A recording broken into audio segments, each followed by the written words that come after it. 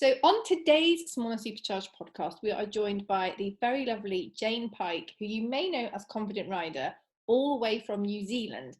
Now, Jane, in addition to being a friend of mine, and I'm a massive Jane fan, as you'll know, as we go through the podcast, my first TEDx talk, which was in April 2018, I've said that, now I'm thinking it wasn't April, but I'm pretty sure it was, I actually referenced Jane in the TEDx talk, because I was talking about how social media can kind of span huge spaces and connect people. And I had that really interesting moment when you're looking at a word and you can't quite pronounce it, which was Jane's hometown. So thanks for that, Jane. But anyway. Throw that into the mix. Yeah, it was fun because I wasn't nervous enough. So, but Jane, tell us a little bit about you, your business, everything that we need to know before we press on with the rest of the podcast. Oh, thank you so much for having me. And just to reiterate, I think that you pronounced it perfectly within the TEDx talk. Purakanui, it's not really an easy one to get your mouth around, absolutely. So I have a business called Confident Rider, and I am an equestrian mental skills and mindset coach, which is kind of a little bit of a mouthful, but basically I focus on the riding psychology side of things.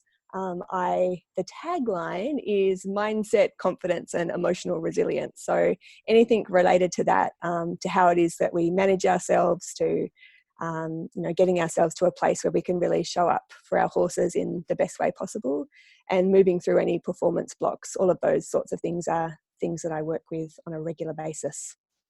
So how did you get into this? Because I think it's only, I say fairly recently, I seem to have no concept of timescales.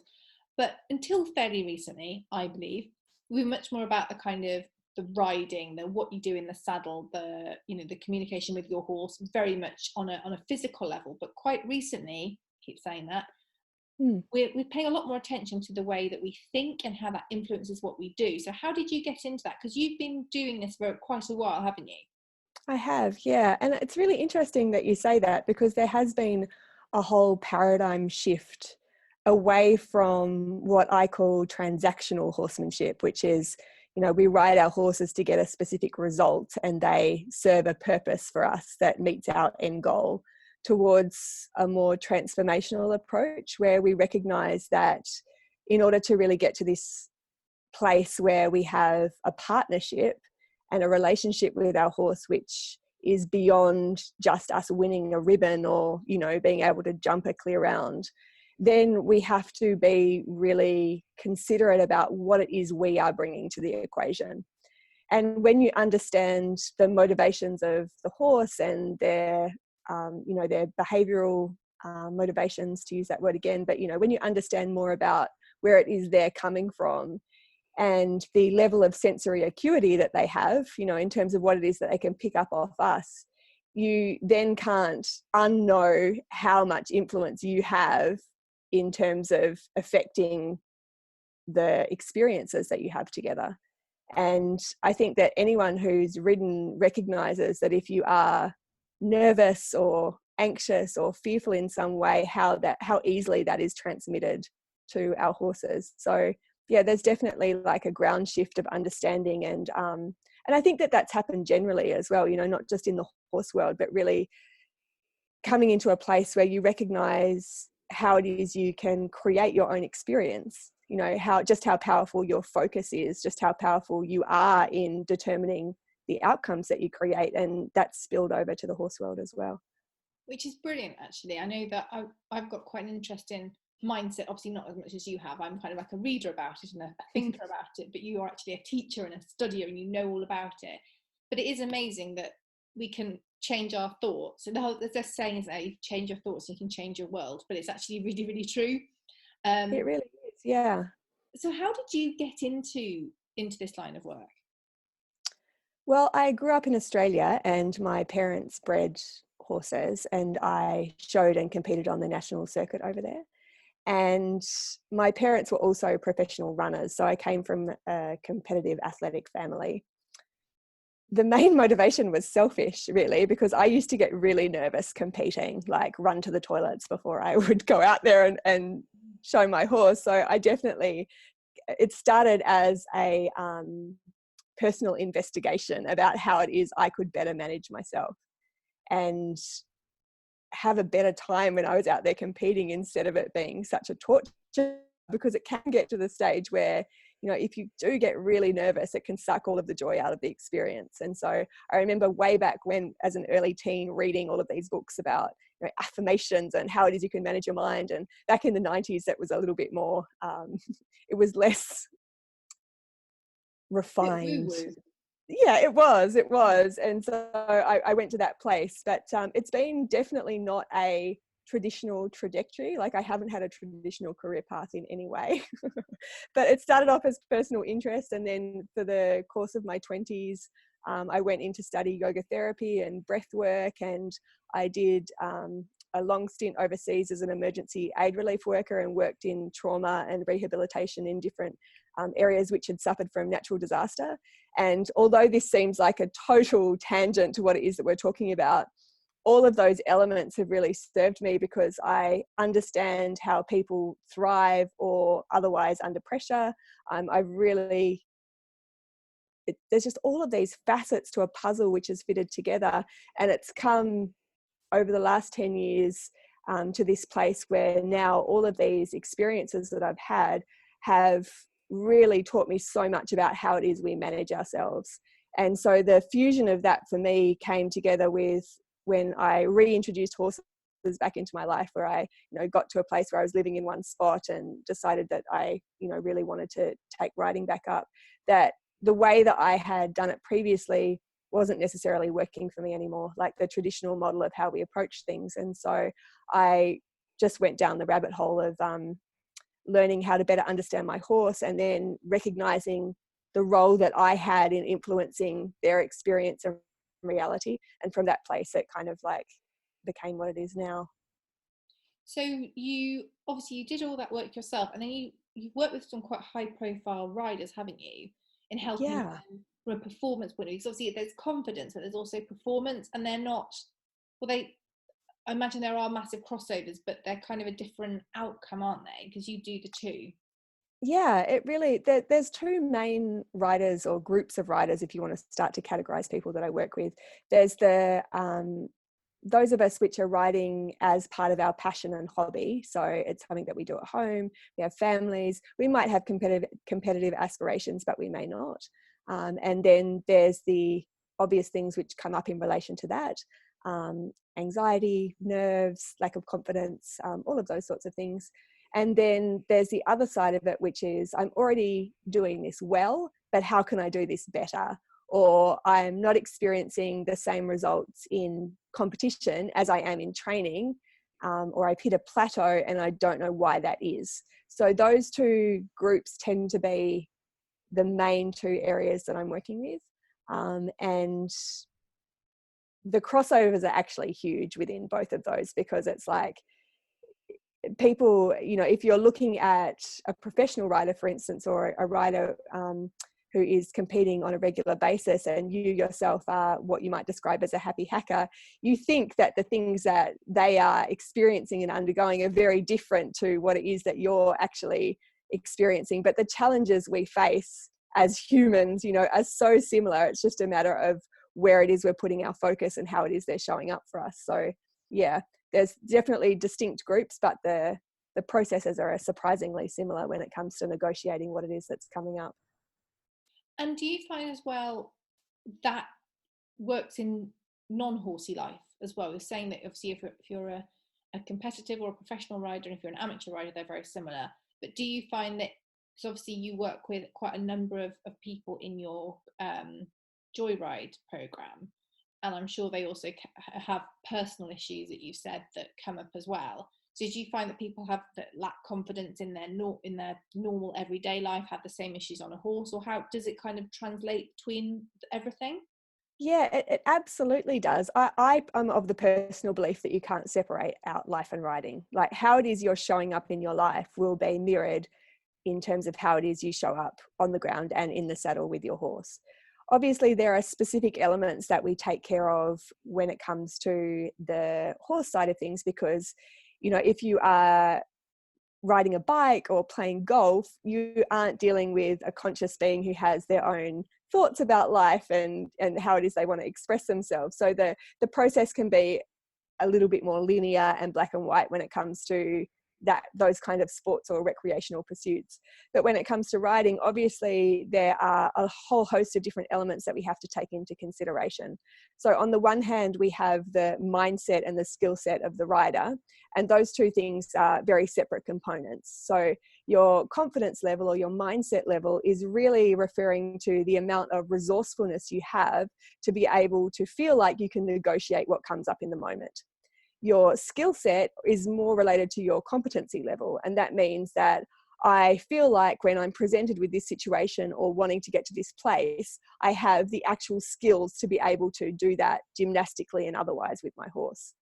Now, those two things can exist codependently. You know, you can be a confident beginner, for instance, and it doesn't mean that you have to have all of the answers or feel like you need to know everything, but it feels like in the face of challenge that you actually point your internal radar towards resources, towards the things that can help you, and you adopt a growth or a teachable mindset, as opposed to getting to that place where, oh, this is too hard, and you shrink back in on yourself and use perhaps your experience as a way of beating yourself up for not knowing it all already. And part of the brave plan, I guess, or the plan for cultivating courage, is recognizing when you're feeling fearful or anxious, questioning the validity of that. So to my mind, if you're in a situation where your horse is presenting you with a number of behavioral issues, so say they're the likely suspects of rearing, bolting, bucking, those things are valid concerns. Like that doesn't, I am not interested in making anyone brave to get on a horse that potentially is going to put them in a situation that is unsafe. That's absolutely the first port of call. So part of the alchemy of everything is actually saying, okay, we have you as your own separate piece of the equation. We have your horse as their own separate piece of the equation.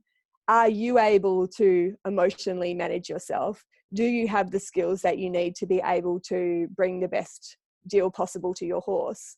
And then on the other side of it, how is it that they are able to emotionally manage themselves? Like, are there behavioral issues that need to be taken care of? And then how is it that you are as a combination together? And I know that was a little bit of a tangent from your question, but to think about, how it is you show up in life as well. It's so common that if you are in a situation where you're lacking confidence and feeling like everything that's happening is a reflection on your own intrinsic value, I would put money on the fact that's happening in other areas of your life. And I think the beauty of this situation is that the skills that I teach are skills that you can actually apply all day, because they're the skills of emotional self-management, the skills of being able to control your focus and really ask yourself questions which allow you to get to a place where you're able to seek out the answers if you don't know them already. Yeah.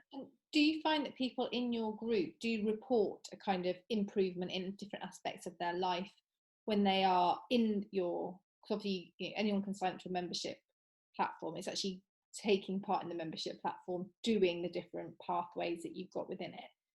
Do you notice an improvement in your people who are working with you through it? Yeah, that's actually one of the biggest bonuses, I guess, and joys of my work, and often is a surprise to the people themselves, where they're like, wow, I joined up because I wanted to improve this aspect of my riding or relationship with my horse, and now I'm finding that I'm more confident at work, or I had this presentation the other day that I'd normally be really nervous about and I totally nailed it. And so all of the elements that you cultivate to deal better with pressure and to be able to maintain that sense of autonomy within yourself, those are skills that just apply wherever you need to practice them. So that's definitely been a really cool aspect of it. The way that I explain that as well is that there's a really great book which has, the title's flown out of my head, but basically it talks about cornerstone habits, which is, if you're wanting to create change in any area of your life, the best thing to do is actually to focus on one thing and do that thing really well. And when you make sustained change in that particular area, then that has a domino effect to other areas that you aren't particularly focusing on. And for me, that is the part of the gift that horses offer us, in that you know, how many of us would sign up to, in inverted commas, a self-development program just for us? Like, there wouldn't actually be many of us that would commit to that level of self-improvement if we were just solely focusing on ourselves. But when it comes to something that we're passionate about, like our horses, if we think that's going to make a difference to how it is we work with them and show up for them, then all of a sudden we're all in. And that's where it becomes such a gift. You know, you're really experiencing life through the lens of your horsemanship or through your horses. But the flow-on effect is that you improve in every other area that you're involved in. Yeah, that's really, really cool. I love that. I think you're right. We we put our own kind of self-care, mental health and everything else so far down the list of priorities, but if it's for our horse, right at the top.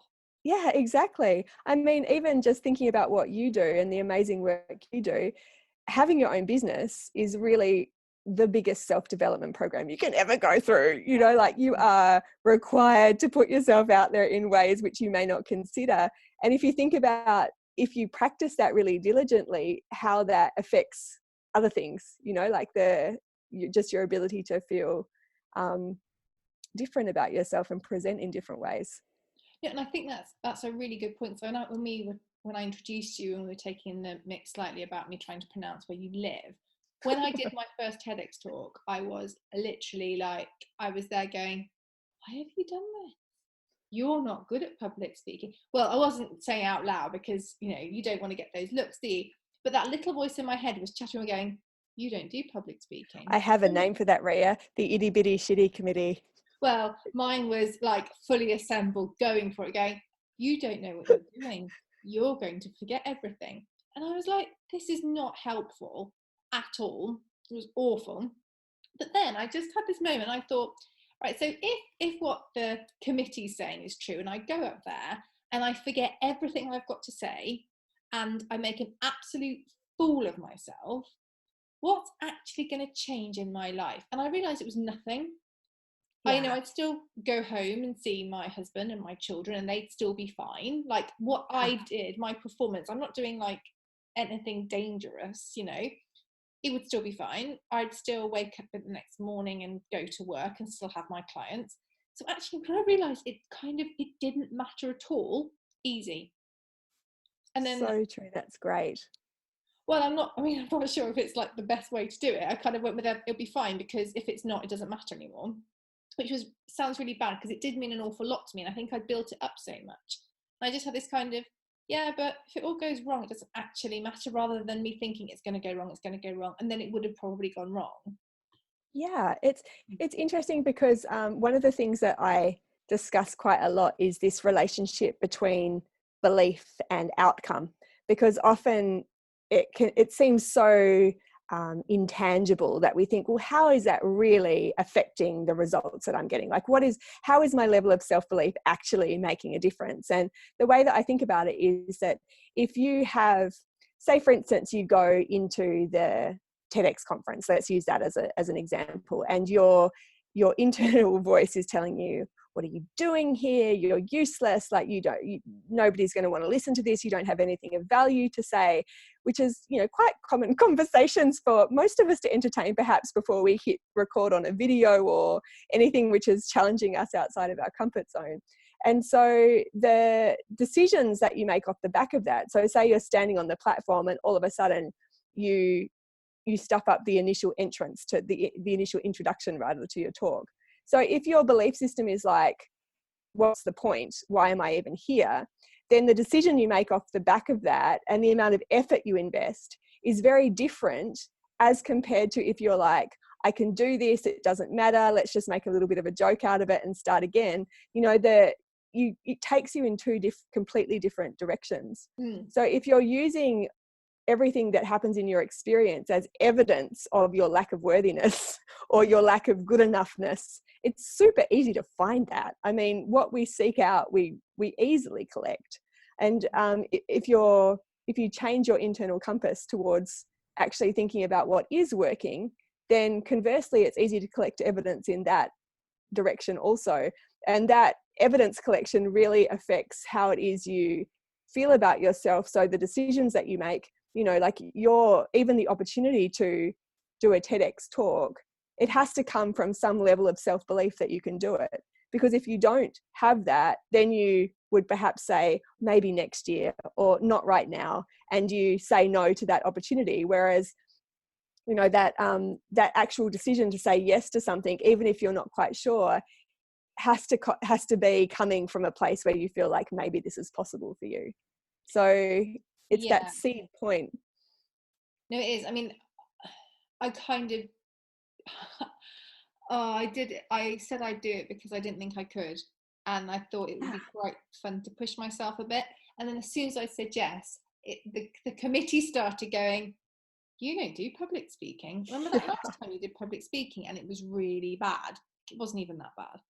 It was a presentation for a product launch and it wasn't my finest hour, but like no one else would have thought that. It was me that thought that. Yeah, no, that's a good thing. And that's a little bit like, I've been listening to quite a lot of books about mindset, and it sounds a little bit like the law of attraction concept, in that you kind of think of something and you visualize it and everything else, and then it comes to you in various different ways. But actually, as you say, I'm not sure if I'm not saying the law of attraction is incorrect, but it ties in with what you're saying about basically what you focus on, you get more of. Yeah, and it's also like making it a priority. I had a really great conversation with someone yesterday about creating the atmosphere for things to be possible for you in different situations. And so when you're setting your intention for how it is you want to be and how it is that you want to show up, what's really great to play with is to think about, well, what would it feel like if I did believe in myself? Like if I was going to go into this TED talk and how would I feel, and what would it be like if I was to make myself unavailable to be afraid in this moment, or unavailable to feel doubtful? And if you can step into things from that place, then you move into a creationary as opposed to a reactionary place. Does that make sense? It really does. So it's like you need to set the intention and then have that as the higher vision, or kind of the goal for where it is that you're going. And then make sure that your actions and decisions are in alignment with that place. That's how I work with it. So if I'm going out with to work with my horse, for instance, or if I'm thinking about doing something with my business, I have a bigger intention for why this thing is important to me. And what we recognize is that on any given day when we wake up, we might feel different to that intention. So all of a sudden the doubt comes in, or you feel fearful or anxious or afraid. But if you can hold that intention in your mind and take action in alignment with that, even if it's different to how it is you're feeling in the moment, then you'll continue to move towards that place. And that's how we move beyond these self-imposed barriers that we create for ourselves that tell us what is and isn't possible, and actually get beyond them. That's interesting. So you said it was sort of with your horse and your business as well, you experienced that same thing. And I guess that's also to do with your comfort zone, isn't it? When you're operating with it and you're pushing towards a bigger goal and it feels terrible and frightening and scary, but gosh, when you achieve it, that buzz. Yeah. And I think with the internal voice as well, because the mastering our internal conversation is such a skill, and recognizing that when you do get to the outer limits of your comfort zone, what exists beyond that is unknown and uncertain. And so these conversations that we have with ourselves, this itty bitty shitty committee, they serve a protective function, but they're not interested in our expansion or growth or being fabulous. They're interested in keeping us safe. So those hypercritical voices, if you can make friends with them as opposed to going to war with them, and say, well, I recognize that you're trying to keep me in a space where it's safe and comfortable, but not necessarily perhaps wanted, and then be able to separate the rational parts of the conversation you're having with yourself as opposed to the critical ones, then you can get to a place where you're actually planning for what it is that you need to plan for, and ignoring what it is that's actually not useful. The way to discern that, I think, is the critical voices that aren't of value tend to be personal. So if you say to yourself, what are you doing here? I'm not good at this. All of those sorts of narratives that we play out really have no constructive value feedback whatsoever.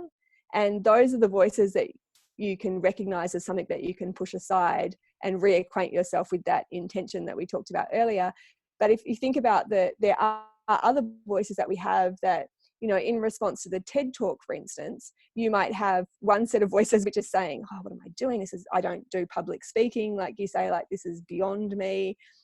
And then the other voices which are saying, like, what if this happens, what if this happens, what if this happens, they might actually be really good voices to pay attention to, because they lead you to be more prepared. So you're like, well, okay, so let's have a think about that. Am I ready for it? Well, no, not now. But if I actually do write the speech and practice it, I can be ready for it in 6 weeks' time. So it's about separating it out and using those voices to sort of fuel a plan, as opposed to use them as the door shutting on the experience altogether. And I think moving through to kind of personal brands and that kind of thing, I'm going to put personal brands and business brands together, because to be honest, I think nowadays there's such a crossover. Yeah. But I think that what you just said makes perfect sense for that as well. We can use our kind of, when we're out there doing our own thing, however we're doing it, we do get these kind of, who are you to do this? Why are you doing this? No one cares. But if we can use the positive and useful bits of the voice to help us kind of up our game and be more prepared, and just try and shut out the other ones, it's going to serve us well there as well. Yeah, absolutely. And I mean, I'll speak from personal experience, but definitely a thing that I had at the start was not being an expert enough. You know, I was never enough of an expert to perhaps launch to this place that I wanted to get to, or to share this message. And that you can fall into that comparisonitis trap, or you can fall into that place where you think, oh, I'll just do this one more course, or I'll just get that one more qualification before I start. And what I've learned now is really the starting is where all of the learning is. And you can't possibly know what's going to come next before you take action from where it is you are now. And the amount of pathways that I've changed, where I've thought I've had things really clearly defined, and I'm like, yes, that's where I'm going, this is where I'm going to end up. And then I take that next step and do that course or do that thing, and you realize actually what people want is totally different. But you could never have realized that before you've actually gone to that place and either made a mistake or had it work, or however that's shown up. It's such a necessary element to it, for sure. I think as well, sometimes, again, I know that I'll need to do this course, or I should do this course, and then I'll be better, whatever. And I've done some courses before and they've been really good, and I've done some and I have ended it going, I have learned nothing. Yeah. So the thing that I put on this kind of pedestal is, when I've done that, I'll be more ready. And I'm like, I genuinely knew everything that was said in that course. I've not got any more insight. Right, okay. I've had those exact same experiences too. I mean, I've had some that are actually phenomenal courses. I've been there going, oh my God, this is amazing. And, you know, feel really inspired and motivated and learnt some things and, you know, done quite a lot. And other ones, I'm just like, really? Is that it? Yeah. I could have taught the course. And that can actually be not as positive from your learning point of view, but from a confidence point of view, it can give you a massive boost, because you're like, okay, I can do this because they're making money out of doing this and I knew all that. Yeah. So it's so fascinating, isn't it? It's so fascinating. One of the things that really helped me was no longer thinking that I had to know everything, that I didn't have to be the expert, but I could contribute to the conversation. And as soon as I considered myself as a contributor as opposed to an expert, and removed myself from the place of having to, well, not preach, because I hope I've never been in that position, but genuinely the way that I see it with the people that I work with is that I'm adventuring together with them. Like, I'm not making the map, I am walking the road with you, and these are the things that are working for me and that I'm applying, and I'd love you to join me because I know we're all doing the same stuff. And when I come from that place of like linking arms as opposed to being up on the lectern, that for me dissolves that need to know it all, you know, or to be the expert. And obviously you do have to have a level of expertise, and I'm constantly committing myself to ongoing learning, but I think we can get immobilized by this idea, which just doesn't, it's not real, you know, it doesn't exist. Nobody knows it all. And even just your own personal experience is not replicable by someone else. So you have a whole different angle on something which might have been done a number of times, you know, because that's another thing that you probably hear a lot as well. It's like, well, oh, I saw somebody else already out there doing that. Why should I? So it's already done. Like, why should I bother? But actually it hasn't been done by you. No. And that adds a whole nother, you know, way of going about things to the recipe. Which is a really good thing. We mentioned comparisonitis earlier, but I think that we can, again, I feel like I'm blaming social media a lot, not necessarily in this podcast, just generally, but I don't think it is its fault, but we can see what other people are doing, how they're getting on, other courses, whatever, that are similar to what we're doing. And we think, oh God, well, there's not space for me, or it's already been done. And that can also kick off the self-doubt again. Do you have any tips for dealing with comparisonitis? Yeah, I think when it comes to social media, like you say, because we are in the midst of this constant stream of information, I think it really is smart to recognize what triggers you to go to that place that isn't helpful. And if you are looking at similar businesses that are doing things that perhaps you want to do or are doing, and you recognize that every time you look at their stuff, you feel deflated or demoralized, or you know, you don't have the same level of motivation for your own thing, that is not a useful thing for you to be doing. So actually monitoring and being ruthless about what it is that you consume, I think is a smart thing to do. You know, we can recognize that that's not the seed of it, but at the same time, we can set ourselves up for success and practice social media hygiene, can we call it that, and say, well, like when I look at this person or when I do this thing, it takes me to a place that's not helpful. So let's not do that. You know, let's kind of unfollow those pages, or just create a little bit of a blackout on what it is that distracts me and pulls me out of my place, so that I can focus in on my own stuff. The second thing is to really, again, get connected with what your intention is. Like, I have a really clear intention about what it is I want to do with my work. And when I get pulled outside of that and think about what this person over there is doing or that person over there is doing, I actually get pulled out of myself, and I'm not available to deliver what it is I want to deliver in the best way possible. I can't show up if my mind's in that place. So reconnecting with that is, you know, reconnecting with your force and the vision of where it is you want to take things, and that just brings you back to yourself so that you're in a place to move forward. The other thing I would say, and that's is just what we talked about more previously, and it's the same with your horse and with your business. It's like, you are a unique entity.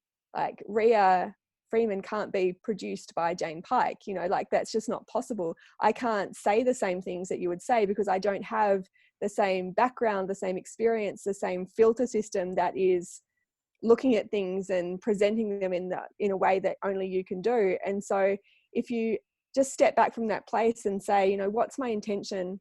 How is it that I'm setting up my day to best serve that? Like, what is it that actually creates motivation for me? What is it that depletes me? And use that information as like a crystal ball. Because I think in many instances we do things which we recognize don't work for us, but then we keep doing it. It's like, oh, every time I look at that thing, I feel this way. It's like, well, stop looking at that thing. You know, like, you've got information there which is telling you about how it is you're going to feel. And that sounds very basic, but I think those things are really important and easily overlooked. But in some cases, it does seem that the biggest shifts are actually really basic. We just don't do them. Yeah. I'm not saying Yeah. because I'm, you know, I'm amazing, I'm on this pedestal. Completely not. Like the things that you've talked about, how some people say, let's talk about social media again, or some articles you read, or some websites you visit, can have a really negative impact on the way you feel, like physically and mentally, actually. But for some reason, just keep going back, or you keep seeing it and actually unfollow, mute, don't flip and look at the website. Yeah. Actually change. You have to be ruthless. But it's a really simple thing. Yeah. And I know it's not just us that have this. I know a lot of people that have this thing, and you can get into this cycle and become quite bitter or twisted or feel down or whatever. But we keep going back for more of this sort of abuse of ourselves, really, because no one else is impacted. impacted. Yeah. And no one else will be impacted if we don't go either. So it's not like we're doing it because we're helping somebody, or, you know what I mean? It totally. And it's also a story that we're telling ourselves. Like, we actually don't know the experience of this other person or brand or how it is that things are going behind the scenes. But we always, when we're in that place of feeling comparisonitis, we are positioning ourselves from a place of lack, of less than, of less successful, less worthy, less clients, whatever it is. That's always, when you feel diminished in comparison to someone else, it's always coming from that place. So the first thing is, it's a story that you're telling yourself. Like, you actually don't, for the most part, know what it is that's actually going on behind the scenes or how it is that things are working for them. It's just a narrative that you've set up as a consequence of feeling the way that you do. And then if you think about focusing on that lack of what's not working or what it is that you want more, and to use that as a springboard to shift around to appreciation and say, well, actually, like, if I'm feeling lack in this area, this is an area perhaps that I need to expand on or put more energy into or improve. And that's totally figure outable. And then if I look over here, I can actually think about what is working and put my energy into the clients and people that I am working with, so that I can make sure that they have the best experience possible and operate in alignment with what my bigger vision and intention is.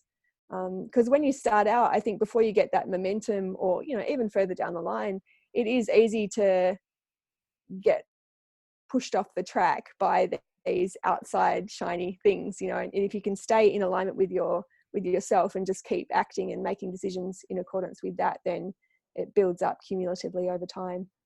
And as you say, with the comparisonitis thing, we're not comparing ourselves to like for like. We're comparing ourselves and our entire situation, warts and all, to someone's shiny highlight. And absolutely, that's not fair on you, at all.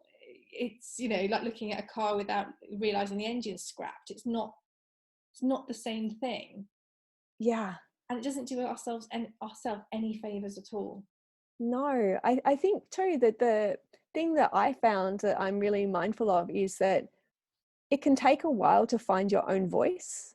And if you're continually looking at other people's stuff, it's very easy to adopt the voice or rhetoric or, way of going about things of someone else, even unconsciously. And until you've found your own way of going about things and feel really strong in that, it is important to stay in your own lane so that you get your own vibe going on, because your vibe is the reason that people will come to you over someone else.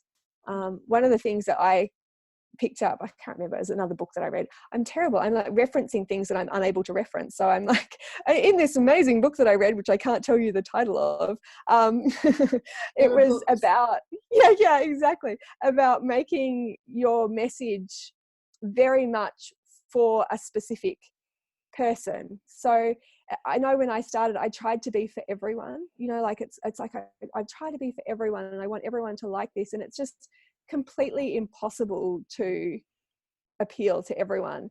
And you almost want to get to the position, or you do want to get to the position where when someone reads your thing or looks at your courses, it's either exactly for them or it's exactly not for them. Like, it's like, I can tell by the way this person talks that their way of going about things is totally not floating my boat, or they're like, who is this person? I want to marry them. I want to sign up to all of their stuff and we need to move in together. Like, that's the kind of vibe that you're going for. Perhaps not, but you know what I mean. Like, it's no, especially they can cook. Enthusiasm. Yeah, they can cook. I'm there. Yeah, exactly. I mean, you can avoid injecting your person in because you don't want to be yourself. Like, I used to think, I don't want to be over the top, or is this inappropriate, or is this too opinionated? And then I'm like, but if you sign up to my stuff, you get me. Like, so you better want me when you're out there, because otherwise it's going to be a rough deal when you finally make the commitment. I have actually the thing with a very similar thing with filters on social media. You can filter your face and make yourself look a lot smoother or longer eyelashes. I never use any. I mean, like, I should, but I don't, because when I meet someone in real life, I'm always quite surprised when they don't look like I think they should. Yes. But it's the same with your voice, as in the way you speak. You mean you don't really have bunny ears? No, I don't. But when someone's like really highly filtered and there's in any Yeah. way, not just physically, appearance wise, but in the way they speak, the things that they say they like, and you meet them and you're like, who are you? You're not Yeah. who I thought you were. So I feel like I'm meeting a stranger or meeting someone who's pretending to be something else. So even if I would have been, in their tribe, I'm like, I don't know who you are anymore. And I think that's a really Yeah. important thing, where there's so much about like tribes and attracting your tribe and all of this. And actually, if we're looking at other people and we're not being us, not only we're not being true to ourselves, we're not giving others a chance to get to know us properly and how we can help them and whether or not we are the right person for them, as you say, because we won't suit everybody. But if we're pretending to be someone else, we're kind of suiting nobody. Yeah, totally. And I actually think people can sniff it out. Like, when you watch someone online and you think, oh, I can, their their vibe is off. Like, it's like there's something that doesn't quite add up, and you can tell someone that's projecting a persona as opposed to being themselves. And for me, that's that gut feeling of like, oh, I like this person, like that's even what you make a decision around before I mean, obviously then you listen to what it is that they have to say, but it's, that is a huge part of the decision making process, is actually the connection and the relationship you have with someone, and you want that to be real. Too right. Mm. Well, that's been amazing. Can you tell us where we can find you with all of the places? So website, social, where can we find you? All of the things. Well, all the things. My website is confidentrider.online, and pretty much you can connect to me through all the social media channels there. I'm on Facebook at The Confident Rider. My Instagram is confident_rider, starting to see a theme with the whole Confident Rider thing. And I also have a podcast, the Confident Rider podcast. So that's a pretty fun place to hang out as well. And that's on like iTunes, Spotify, all the normal podcast places. Yeah, all the apps. You can Cool search me on places. there, Confident Writer Podcast or Jane Pike. Yeah, exactly. All the cool places. That is brilliant. Well, make sure if you're listening, make sure you go and check Jane out. Also, if you have listened, please do take a screenshot of listening and tag myself and Jane and pop it on your Instagram stories. We'd like that, wouldn't we? We'd like that a lot. I would love that. Yeah, I actually do little happy dances when that happens. We need a film of that on Instagram stories. So I can do that. That's right, a good deal. it's on. So people are going to screenshot and share to stories. You're going to dance and share to stories. I'm just going to watch and share to stories. Just as a disclaimer, I would describe my style as improvisational. Like that, I'm not following a particular format. I tend to ad lib. So yeah, we'll freestyle it. We'll freestyle it. Literally cannot wait to see that. So thank you so much, Jane. I can't wait for this one to get out into the world. And if you've listened and you've enjoyed it, go and check out Jane's Joyride program as well. It is brilliant and so useful. She's in all the places, but you can find out more about that too. Thank you so much, Ria.